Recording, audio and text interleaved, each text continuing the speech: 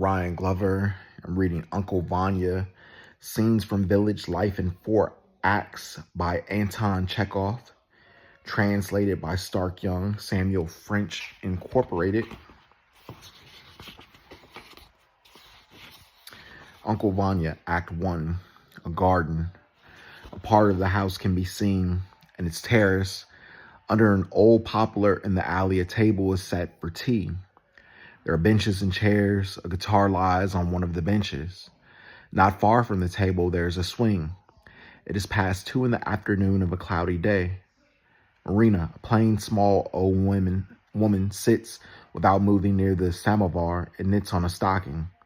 Astroff walks to and fro near. Marina, pour in a glass. Drink some tea, son, please. Astroff accepts the glass unwillingly. Somehow I don't feel like it. Marina, maybe you'll drink a little vodka. Astroff, no, I don't drink vodka every day. Besides, it is a very sultry day. A pause. Nurse, how long have we known each other? Marina, thinking it over. How long? May God help me to remember.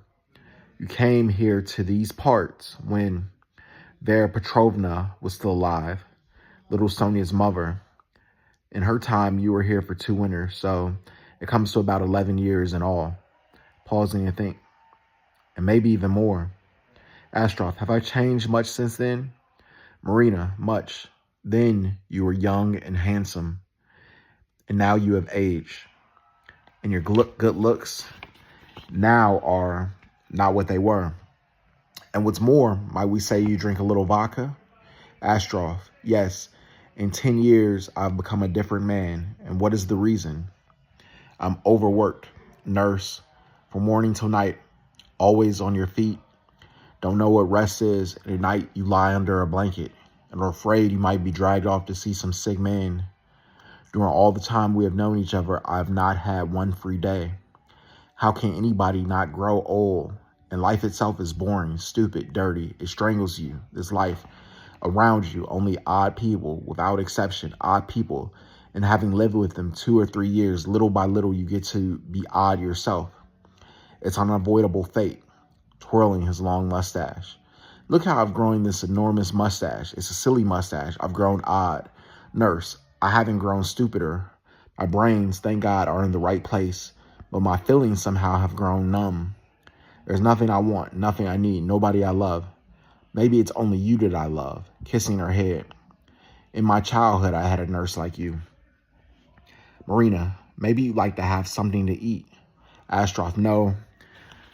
The 3rd week of Lent, I went to Maliskyi to an epidemic, typhus. The huts were stacked full of people, filth, stench, smoke, calves running around the floor among the sick, and pigs too. I worked hard all day, never sat down, didn't have a bite to eat.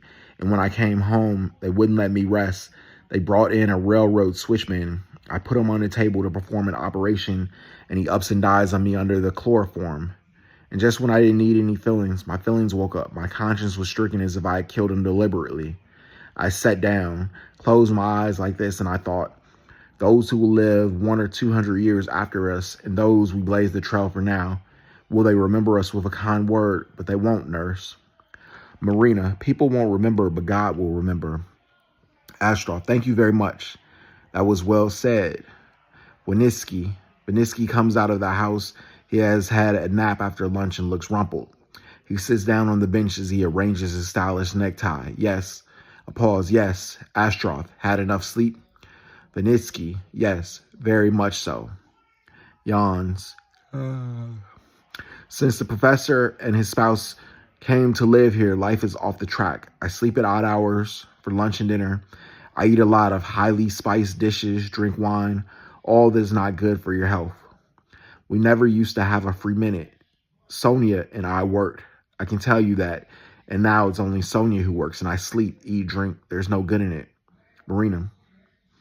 No order to anything around here. The professor gets up at 12 o'clock, but the samovar has been boiling since early morning, waiting for him. Without them here, we used to have dinner right after noon, as people do everywhere. And with them here, it is nearly 7. At night, the professor reads and writes, and suddenly when it's after 1 at night, there's a ring. What is it, sir? Tea. Wake up, people, for him. Start the samovar. Scornfully. What order? And will they stay here long? 100 years. The professor had decided to settle down here. Marina, there now, you see. The samovar has already been 2 hours on the table and they are gone walking. Vinitsky. Here they are. Here they are. Don't get upset. Voices are heard from the depths of the garden, returning from a walk. Come, Serbryov, Elena Andreevna, Sonia, intelligent. Serebrakov, wonderful, wonderful, wonderful views.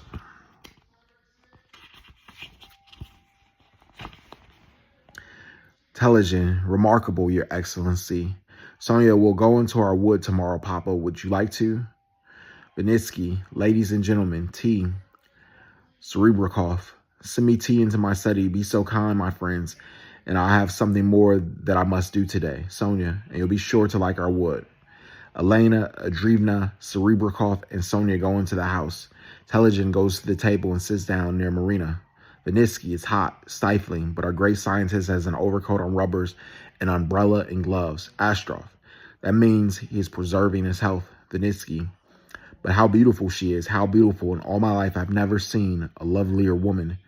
Telegin, his speech is high-pitched and pretentious. Whether I ride in the field, Maria Timofeyevna walk in the shady garden or look at this table, I experience inexplicable delight. The weather is charming, the little birds sing, we all live in this world most harmoniously. What more could we have? Accepting a glass of tea, I'm very deeply grateful to you. Vinitsky, dreamily, what eyes, wonderful woman. Astrov, talk about something. Ivan Petrovich. Vinitsky, listlessly, what shall I talk about? Astrov, isn't there anything new? Vinitsky, nothing. Everything is an old story. I'm the same as I always was, grown worse very likely since any old grumbler.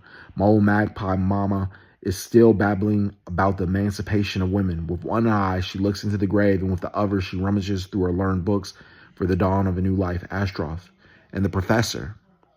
Vinitsky, and the professor, as usual, sits from morning till late at night in his study and writes. As the poet says, straightening our brain, knitting our brow, we keep writing odes, but neither we nor they hear any praise anywhere. Poor paper. It would be better if he wrote his autobiography. What a capital subject that would be. A retired professor, you understand, an old crust, a learned, dried old mackerel, gout, rheumatism, migraine, and his liver swollen with jealousy and envy. So this mackerel lives on the estate of his first wife, lives there against his will because he cannot afford to live in town. Forever complains of his misfortunes, though as a matter of fact, he is unusually lucky. Nervously, you just think, what luck. He was the son of a hobo sacristan. He was a simple theological student and attained to a university degree and a professor's chair. Became His Excellency the son-in-law of a senator, etc., etc. All that is unimportant. However, this is the point. A man for exactly 25 years reads and writes about art and understands exactly nothing about art. 25 years he chews over some other man's thoughts about realism, naturalism, and all the other nonsense. 25 years reads and writes about what intelligent people already know and stupid people are not interested in, which means that for 25 years he pours from empty into empty. And along with it, what conceit, what pretense. He retired. He is not known to a single living soul. He is absolutely unknown.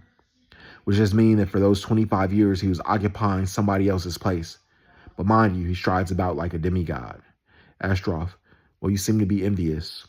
Vinitsky, yes, I am envious, but what success with women? No, Don Juan ever knew such complete success as he's had. His first wife, my sister, she was a beautiful, gentle creature, pure as this blue sky, noble, generous, who had more admirers than he had students. She loved him as only pure angels might love those who are as pure and beautiful as they are. His mother-in-law, my mother, still adores him, and he still inspires her with her holy awe. His second wife, a beauty, clever. You just saw her, married him when he was already old, gave him her youth, beauty, freedom, brilliance, for what? Why? Astrov, is she faithful to the professor? Vinitsky, unfortunately, yes. Astrov, and why, unfortunately? Vinitsky, faithfulness like this is false from beginning to end, as a fine sound, but no logic. To be unfaithful to an old husband you cannot bear is immoral, but to try to silence within yourself your poor youth and your live feelings, that is quite normal.